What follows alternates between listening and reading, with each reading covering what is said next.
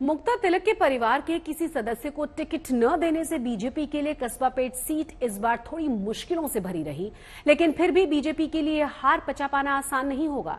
2024 के चुनाव से पहले इस उपचुनाव को एक ट्रेलर के तौर पर देखा जा रहा है। कस्बापेट और चिंचवड़ ये दोनों ही सीटों पर बीजेपी का कब्जा था, जिनमें से वो अपनी एक पारंपरिक सीट को गंवा बैठी है।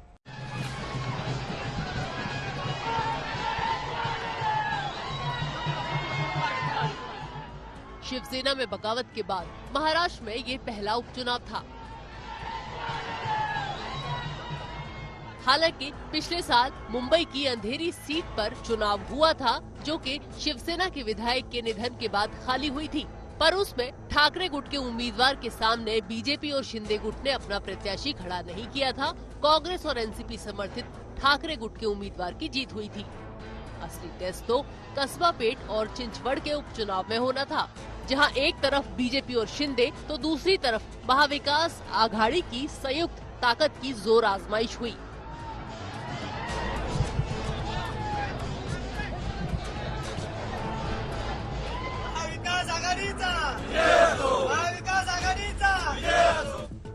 बीजेपी भले ही एक सीट पर जीत गई हो, पर ये दोनों सीटें उसके ही पास थीं। कस्बा सीट एक ऐसा किला है जो 1995 के बाद बीजेपी ने कभी भी नहीं गंवाया।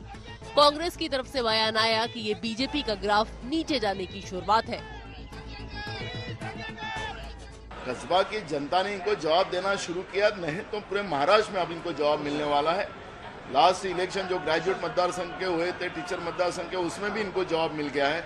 और इसलिए महाराष्ट्र में हमेशा शौफुले अम्बेडकर विचारधारा को मान्यता मिली है और मुझे लगता है कि बीजेपी की अब रिटर्न वापसी शुरू हो चुकी है।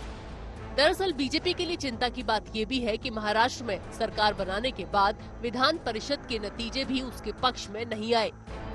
विधान परिषद की 5 सीटों पर हुए चुनाव में बीजेपी के हिस्से सिर्फ 1 सीट आई थी, जबकि महाविकास आघाड़ी को 3 सीटें मिली थी और एक पर निर्दलीय उम्मीदवार जीता था।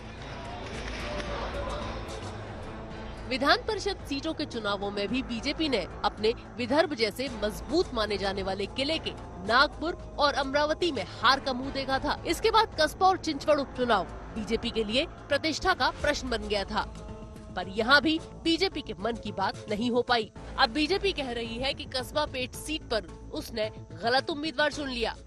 कैंडिडेट ने खुद ही आज कबूल किया है कि वो किधर कम पड़े। हमारे कैंडिडेट ने खुद एक्सेप्ट किया है कि मैं खुद ही किधर लगता है कि कैंडिडेट देने में गलती हो गई, कैंडिडेट चूज करने में गलती हो गई, उसमें कहाँ सुधार करेंगे? अभी हम लोग नए तरीके से क्या करेंगे, देखो ये कैंडिडेट रविंद्र धंगेकर, जैसे आपको पता है कि 1977 में इंदिरा गांधी गिर गई थी क्योंकि जनता ने वो इलेक्शन हाथ में ली थी। वैसे ही यहाँ हुआ है कि जनता ने ये इलेक्शन हाथ में ली है और इसके आगे की जो भी इलेक्शन होगी हम लोग कैंडिडेट स्ट्रांग देंगे। जैसे जनता में धंगेकर को जितने जानते थे वैसे सेम कैंडिडेट हम लोग देंगे हमारे यहाँ के, कि जो पब्लिक में हो, जिनके खुद के वोट हो। पर कस्बा में मिली जीत से महाराष्ट्र में हाशिए की तरफ जाती मानी जा रही कांग्रेस का जोश एक बार फिर बढ़ गया है। पुणे से पंकज खेलकर के साथ आज तक ब्यूरो।